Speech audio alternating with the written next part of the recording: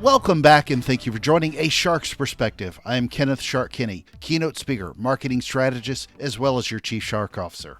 Great topic today. What is the future of marketing?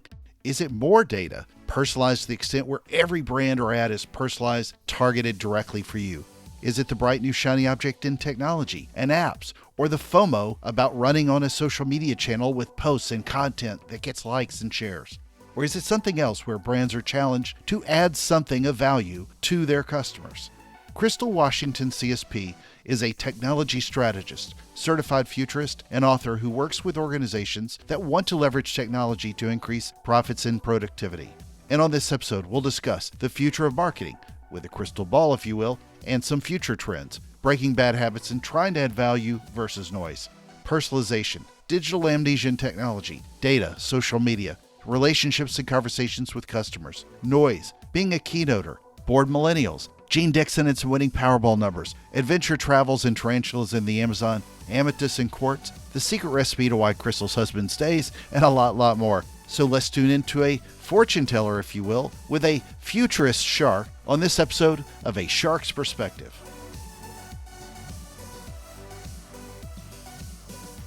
Crystal, thank you so much for joining us today on A Shark's Perspective. Talk a little bit about your story and your career to date, please. Sure. Kenneth, first off, I'm excited to be here to kind of summarize my trip, I guess, to the place where I'm at now is, I started off in corporate America in sales and marketing, and I was very young in my 20s. I was breaking sales records. Winning trips to Disney World and bonuses and stuff. They even changed the bonus structure because I was bonusing too high. So they felt they were paying too much. I got bored because I'm a millennial. And so when the revenue manager left my company, I told my boss, because it still ran under him, even though it was sales, I want that job. And revenue manager is kind of like the front end of accounting with some marketing responsibilities.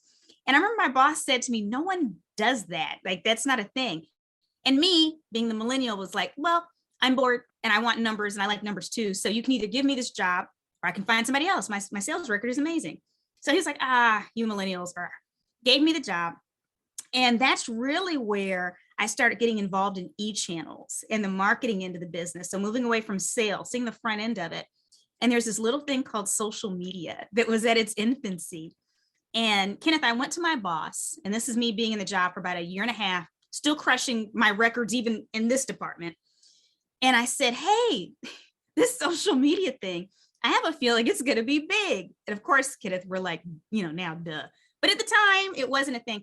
And I said, I have a feeling one day companies will get on here, and imagine them having conversations with like their customers. You could like have a conversation with McDonald's. So again, now, Kenneth, we're all like, duh, but it hadn't happened yet. This is like MySpace days. It's MySpace using a BlackBerry. Yes. And so my boss, Kenneth, looked at me. Now here's this older man, baby boomer.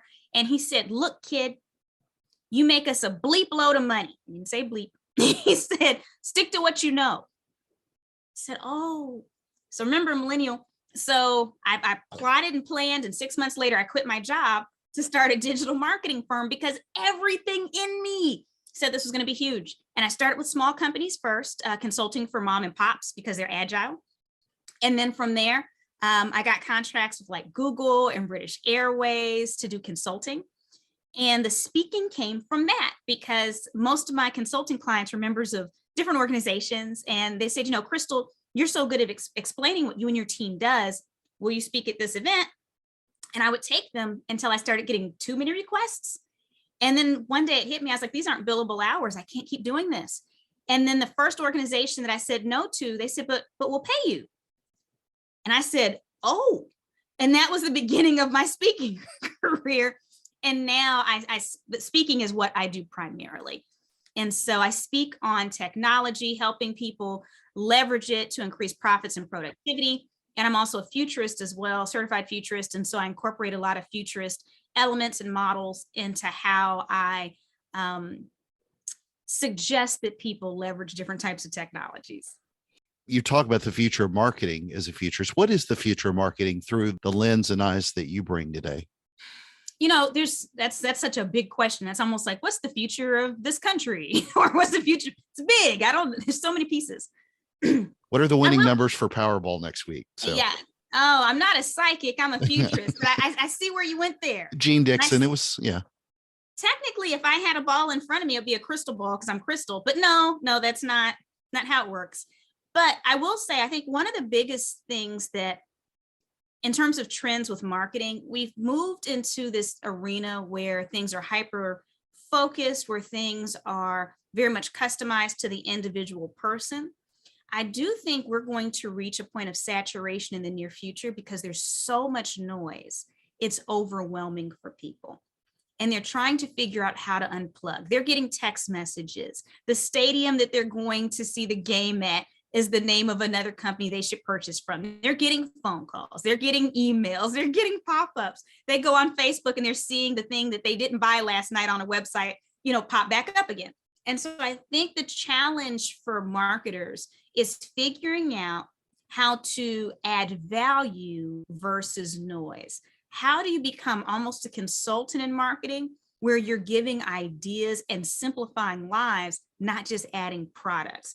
And that's a conversation I haven't really seen happen, but I'm pretty confident that that's where we're headed. What do you think will stop marketers from going in that direction, though, with noise? Because as much as that makes sense, it's hard for people to break the habits that they're in. Well, I don't think this is unique of marketers. I think what causes most people to change is necessity. When they start to see less and less sales from certain things that they're doing, they'll realize, oh, wait, this is where people are going. Maybe it's about, leveraging somebody on the metaverse instead of using this celebrity instead. Maybe I need to hire a voiceover actor and create my own persona for my company, but it not be salesy. It adds value. It just happens to wear my clothing, while it's, interacting with people. What makes people change is necessity. When the things we're doing no longer work, that's what inspires some of us to change. Now, some of us will die on that hill. Some of us will keep doing the things that don't work, and we're just going to perish in the process. But that's always been true. That's not new. Well, so a lot of the journey and the process can be different when you think about B2B versus B2C or other. How do you sort of think through some larger scale changes in where we're going with the future of both of those? Well, I think we have to look at the relationships. At the end of the day, whether you're doing B2B or B2C, it's all about relationships. And the journey is definitely different. And the way that you communicate has to be different because if you're B2B, you typically have a much smaller book of business or clients than if you're B2C, right? So just because of scale, you can't do the same things. But I do think we have to pay more attention to the customer journey and customer experience. We're starting to see more systems being built around customer experience, not just CRMs, but people are actually buying customer experience databases and connecting them to CRMs and really getting down to the nitty gritty with tracking the entire journey. And the data is wonderful. When we look at data science, it tells us a lot about people, but people also don't want to just be a data point. And we're also seeing more and more people in organizations push against organizations being able to collect that data. And we're seeing countries in the area of the world, like when we look at when we look at parts of Europe, right, and some of their laws. So I think that we're headed to a point where people have to be more intentional about understanding their individual customers and finding ways to help alleviate stress versus adding marketing noise. And if your product can help alleviate stress, and I don't mean like it has to be some type of medical product or self-help, but if you're stressing about maybe do you look good on your Zooms or, are you fashionably dressed? Well, some of these subscription services that send you clothes every couple of weeks, they're alleviating stress. So we just have to be more intentional and think about our customers and what would help them versus how we could manipulate them to have, like how a lot of marketers, we hit those pain points. We're like, this hurts. Now you need us. It's a different approach than what we have been taught to do since the 60s. Well, you referred to digital amnesia and how choices are being made for us by technology because they remember what we did or liked or acted upon. And, when you were talking about things moving at hyperspeed, obviously, with the advent of technologies that are coming up every day, there's a new app that will over personalize everything for you. Yeah. They're intended to help, but they're Mhm. getting to the point where they're starting to hurt marketers. And it's also hurting a lot of the people making choices Mhm. that are sheep, rather than creatively trying to figure out what in the world their problem is rather than what the technology tells them it is. So Right. unpack that, if you will, with where you look at all the technology today. Well, I think technology is neutral, like money. Money is very neutral. It's when you give money to someone that is responsible and that has a plan and that maybe even has a good heart, you know that that money is going to be used responsibly. If you give that money to someone that is a hot mess, right, in terms of their decisions and everything that they do, guess what? You're going to get more hot mess. And so I take a very neutral view of technology, very clinical. Let's see what the benefits are. And here's the thing, when I talked about personalization and understanding what our customers need, we have to do that for ourselves and our organizations as well. Because sometimes there's technology that's cool that we could incorporate into our marketing strategies or our businesses, but it doesn't add enough to warrant the learning curve, training our people. The trade off isn't enough. And then sometimes there's unintended consequences as well. Sometimes it doesn't pair well with the other technology that we're utilizing. So I think that if anything, I would suggest anyone that's listening to us right now, before we adopt any more technology, we sit back for a moment and breathe and talk with our teams about what is our brand? What are we trying to communicate? Chart down this customer journey that we want people to have where they keep coming back or referring or reordering, and chart it down on paper. I'm a big fan of paper, at least for, just getting the ideas out. And then as you're looking at technology, always ask yourself, does this technology fill a gap that we know that we have? Because anyone can convince you that you need one more thing. But if it's not filling a gap that you already have, then it becomes a distraction from solving the problems that you already know that you need to address. One of the things I also want to talk about, you alluded to earlier, was social media. Mhm. There's a new channel every day. I know that a couple of those helped me get through COVID. I mean, when I Mhm. think of how much time I spent on TikTok and Clubhouse and everything else, but Yes. it's hard for brands in general, with good reason, Mhm. to really figure out how to navigate this space, when what we joke about with MySpace was 2 decades ago. And now Right. it's a new video or audio conversation a minute going on. How do you sort of approach social media as part of your own brand and for those that you serve today? So I think one of the underlying things we have to sit with and be honest about is we have to sit with our fear, Kenneth, because many of us right now, we live in a society that has trained us like Pavlovian dogs to be afraid of missing out, FOMO, right? And so we're adopting technology sometimes because we're afraid we're going to fall behind. Well, this is what's new. We have to get on this. Sit back and breathe for a moment and know where it is you want to go with all of this technology before you utilize something. I mean, I think that's the biggest piece. We have to sit with it. Now, when it comes to social media specifically, it's actually a little bit easier than most people would think. You follow your customer base. If your customer base is C suite executives, guess what? Clubhouse is wonderful. I've been on Clubhouse for a while. I was there when it was still invite only and everything. I've been there for a while. I'm not on it very often anymore because it's not serving my purposes right now. But if your target audience is C suite executives, I'm not sure Clubhouse is the best usage of your time when it comes to attracting clients. Doesn't mean you don't have another reason to be there. It might be information gathering, it might be potential partnerships. If you're trying to attract Gen Z, guess what? Facebook ain't it. That's not the number one place for them. And so typically with social media, I find that one of the best rules of thumb for marketers that are using it to attract their clients is just go where your clients are.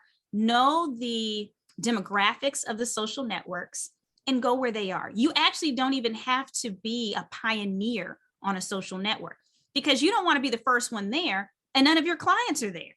That's not a good use of your time. You want to wait until there's a base of them there and then you go in. So for most organizations or businesses, I actually say when it comes to social media, choose maybe 2 social networks and master them. Game them to the highest degree. Whether you're hiring staff, whether you're hiring a team, show out on those 2 main social networks that are most likely to get you the best return on investment. and leave the other ones alone. It doesn't mean they have no value. It just means that you're concentrating your efforts. And just like in the real world, where we could all be a member of 10 different professional organizations, none of us are, because we don't have the time, and we wouldn't get the same return on investment. We wouldn't get the same relationships. We wouldn't volunteer as much. We choose a couple, and then we put our all into them. Social media, in my opinion, my way, not the way, is very similar. Let's talk then a little bit about data and privacy in particular. Mhm, We've taken such amazing leaps with the ability to capture data, to mhm. manipulate it, Yes. to move it in the areas and directions someone may want to help influence a decision. Yes. Do you see any pushback, because you alluded to Europe and GDPR, and there's a Mhm, cultural difference in how they value privacy and the way we do. mhm. Do you see us coming to a point where that becomes more of a concern to your generation and beyond, that it necessarily isn't today? Because a lot of people really enjoy being told, here's what's a good fit for you. Right, right. As a simplistic example, while there are a great deal of people who also find it to be, they're afraid that, they got to wear a aluminum foil cap because they're afraid Alexa's listening to them. Right. Do I think there'll be more pushback in the States? I think was the underlying question. I do think so over time. We're starting to see a lot more grumblings now than we did 5 years ago, whereas, this has been a concern in Europe for a little bit longer. So I think that we're a little bit behind them, but we'll start to see some of the same issues. I think we're battling with two different things. Number one, who controls our data? You and I, we're putting out an insane amount of data every single day, and most people don't even realize how much we're putting out daily. Who controls that? Who gets to monetize that? Should I get to monetize the fact that I'm sharing this? Well, if it's something free that I'm utilizing that's collecting the data, well, then do I still have ownership, or would I rather pay for the service and then own my data? I don't know. I don't know what the answer is to that. That's something we'll have to figure out collectively. On the other end, I think that big data is much like some of the advancements in agriculture that people rally against. I end up speaking to a lot of agricultural groups and understanding why they're using some of the technologies they're using and manipulating crops and things. It makes a lot of sense when you're talking even to the mom and pop farmers that are explaining why it's a necessity. But oftentimes the public only gets a soundbite and we run with it. And so data has helped save, we look at big data and being able to utilize information, it's saving countless lives, especially when it comes to diagnosing people with different diseases and things, because we have data that allows us to basically interpret small signs and tell us if someone's likely to have cancer or someone's likely to have this disease or that disease. It's allowing us to have smarter city planning so that we can have stoplights that aren't, going at different times, which seems like a small inconvenience. But when you understand the correlation between that and things like accidents, that's a whole nother situation, right? And so big data has a lot of wonderful use cases. And even in marketing and helping people get the products and services they really, really need. But who owns our data that's going into these machines, and that people, I say machines, it's going into the cloud, and it's being processed? That's a little bit more of a complicated question. And we get to decide as a society what the answer is. I'm going to lean back into a question that I asked a little bit earlier with a little more clarity and definition, hopefully here.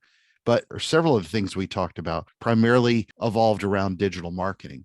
And Mhm. one of the things you were talking about, providing value and how we do that through in the future of marketing, I agree with completely. But I find it interesting that a lot of the marketers today focus primarily on optimization of a channel, for Mhm. example, as opposed to how do we serve our customers better. Mhm. And I'm curious if the future of marketing to you and where people go to learn from Crystal Washington, if they can't find her, I'm curious where you think they're going to go to get a better education in marketing to help them connect better to their customers. So two things. First, I think part of the issue, which you were kind of, alluding to, is the culture of organizations that we're working for as marketers, right? Whether it's our own business or one we're working for, because it's, when you look at sales and marketing, they're measured on different levels of success. But, with marketing, it really is about numbers and tracking and clicks and sales job is to convert them once you get them on the phone, right? Or possibly email, but sales is a little bit more the conversions end of it. And marketing is the attracting. And so I think part of the challenge here is that organizations have to redefine success for marketing. We definitely need things to be measurable. I believe if it's not measurable, you have no way of knowing what a success is. But sometimes it's a little bit bigger than that. It's almost like banking. I remember a few years ago when all the big banks got in trouble, hand slapped, because they're opening up all these extra accounts. And part of it was, or accounts people didn't ask for. Part of it was because these banks had very high sales numbers, goals for their people. And the markets were saturated. And so the only way that they wouldn't get fired was to open these other accounts. That's a cultural problem. And so now they took those away at the largest banks and they measure their success instead, the bankers, on customer satisfaction. And so for marketers, it might be a combination of different things that they can measure in addition to just sheer numbers to the website, click-throughs, things like that. Now, where do they go to get the newest information on marketing? I guess wherever they go to get their information now, it's just going to take a while to trickle down. Now, if they want to know where I get information, this kind of goes into the whole futurist or foresight model.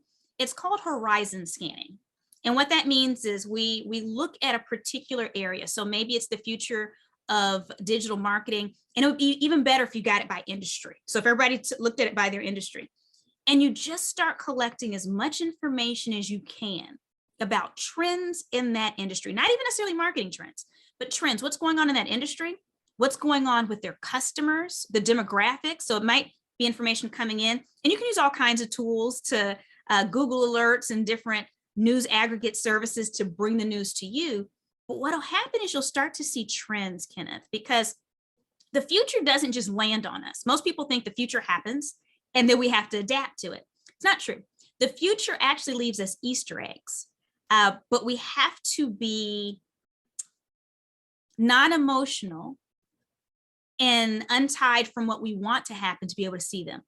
So a very quick example would be taxi companies. Who had more data than the large taxi companies, yellow cab, all these different cab companies around the world? Who had more data than them about what customers needed? Nobody. All they had to do was talk to their dispatchers and say, hey, what problems are you seeing customers upset about every single day? And all of those dispatchers, every single one of them said, oh my gosh, people call back because they're trying to figure out where's the cab they ordered, how soon is it coming, they're frustrated, or they can't get them in certain neighborhoods, true all over the world. But the problem is these company leaders didn't go to those people. They got with other executives. That's what we do. We're management. We're all brilliant.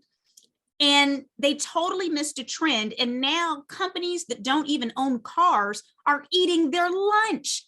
There were Easter eggs. We could do the same thing with, Blockbuster and Netflix. All of these examples, there were Easter eggs. And so I think the challenge then for marketers is to be bold enough to look at things outside of the accepted norm and start to notice trends and then figure out how they're going to react to them. That's why I quit my job. I noticed a trend, I saw a buzz happening, and I literally put my entire future on the line to back it up. What do you think it takes to be a great marketing keynote speaker? Obviously, there are a lot of marketing speakers out there, but you're well established. You've been doing this for a while. You're sought after by a lot of different industries. What do you think it takes to be a great marketing keynote speaker? Oh, that's a hard one. I think number one, it's a chance for you to pat yourself on the back. So I see you. I see, and I appreciate that, Kenneth. I think honestly, it's the same thing that it takes to be a great marketer or to be a great speaker. We can overlap those things, but it's an understanding of who your target market is and tailoring information so that they feel seen. So whether you're marketing shirts through a website or whether you're on stage speaking to the people in the room, if they know that you know who they are specifically, I don't mean talking in generalities. They know it's not a canned speech and you're using examples of the people in the audience that pop up on the screen and they're like, whoa, that's Ted, right? If you make people feel seen, they will trust you because they know that you know them and everyone else is talking at them, whether it's marketers online or even some speakers from the stage. just know who your audience is and serve them. Great point. So, Crystal, you're near enough to the Texas Riviera, near Galveston and Corpus Christi. A few sharks in the Gulf. It's not one of my favorite diving places, but I've gone a few. It's murky. Just a couple of sharks out there. I asked this of all the guests on a shark's perspective. What is your favorite kind of shark and why? You know, I've never thought about it. I'm an Very few people have. No, I got you. Wait, give me a second. I'm an adventure traveler. I do cave diving. I'm in the middle of the rainforest with tarantulas hanging out. So I do adventure stuff, but I don't do underwater adventure stuff for the most part. And so I think my favorite type of shark, because I've been in shark infested waters before, my favorite type of shark is the kind of shark that doesn't bite me. Fair enough. I just need to not get bit. Like I said, I do my adventure on land, and I respect and appreciate you doing yours in the sea. You got it. Well, Crystal, it's a special time of the show. Are you ready for the 5 most interesting and important questions you're going to be asked today? I don't know. I don't know if they're that interesting or important, but we'll see. Okay. All right. Number 1, as a speaker, in-person events or virtual? In person. The energy is higher, but I do still enjoy virtual, but in person. Fair enough. All right. Number 2, we're talking about the future a lot. Fortune cookies or one of those magic 8 balls? Which is more reliable for good fortune? More reliable? Well, you can call it that. Oh, I don't know. Which one would I rather use? I think fortune cookies, only because for me, they're often really, really wrong. So at least it makes me laugh. Okay. True. True. And you get food with them. So, all right. Tasty. Number 3, you're in Houston. So a day trip in Houston to NASA's Johnson Space Center, or a day trip to the Galleria, which is about the same size. That would be Johnson Space Center, because I love space. And when it comes to shopping, I order almost everything online. Do you? Yeah. Unless you need to go ice skating. There's not a lot of, although there is a Nobu. There is a Nobu on the end, and it's fantastic. No, there's a Nobu. There's restaurants that are delicious. And I do take family members ice skating there from time to time. So good point. Fair enough. All right. Number 4, popular crystals. Amethyst or quartz? Amethyst. I had to look them up because I know nothing about crystals. All right. Number 5, and the most important question that you're going to be asked today is biscuits or cornbread? Okay, so hang with me there. Biscuits, because I make amazing biscuits from scratch. Amen to that. So I'm gonna have to get you some biscuits. Yeah, Paula Dean is secretly the woman I yearn for because of her biscuits. So I hear you. I mean, my husband is the best. My husband stays partially because of biscuits. and get some honeycomb. Get a comb of honey, so you can scoop that off there on that fresh biscuit. So not just the squirty, not the bear, but get the comb where you're scooting the comb on the freshly made biscuit. Oh, that's fantastic. I'm coming over soon. So, all right. Well, Crystal, where can people find out more about you, keep up with your thought leadership in the marketing space, your keynote addresses, and more? Okay, well, I made it really complicated. They have to go to Crystal Washington, which is my name, Crystal, spelled like a rock crystal, Washington.com. And everything's there. You can connect with me there, see what social networks I'm on. We can hang out and be BFFs. Perfect. Crystal, thank you so much for being with us today on A Shark's Perspective. Thank you, Kenneth.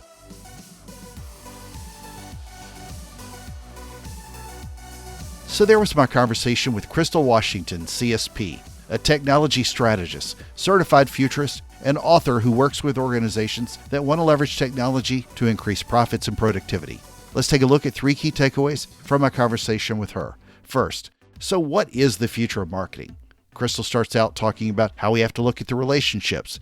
Great point. We can create content and ads and target the chocolate ice cream cone out of people. But as she points out, the challenge for marketers is how to create value versus noise. And it comes down to alleviating stress more than creating more marketing noise. It's hard for people to break old habits, but they will as we continue to see sales drop when marketing doesn't trump what helps consumers solve their problems.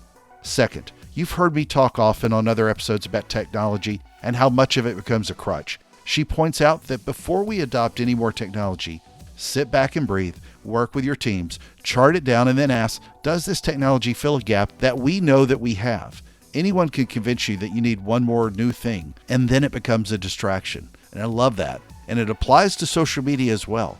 Don't worry about FOMO, worry about where your audience is and what their problems are, and how social helps you leverage to fixing their problems. Are you supposed to be the coolest brand with the hippest tech on a social channel, or is the goal to best serve your audience? Third, I love optimization with channels, landing pages, e-commerce, etc., but I focus on the bigger issue anytime I can, which is what do we as marketers want to focus on? Simply how to optimize a website or a post on a social channel, for example, or optimize the experience for a customer and how marketing becomes part of their solution for them to solve a problem and not just part of the noise that we too often create. It's one of the reasons that I love being a keynote speaker in order to impact change and serve our audiences, and that's part of the future that we want to make. Got a question? Send me an email to kenneth@asharksperspective.com. Thank you again for the privilege of your time. I'm so thankful to everyone who listens. Please consider writing a review and letting me know your thoughts on the show. The future has been told, and it's full of sharks. At least this one. And I hope in your future that you'll join us on the next episode of A Shark's Perspective.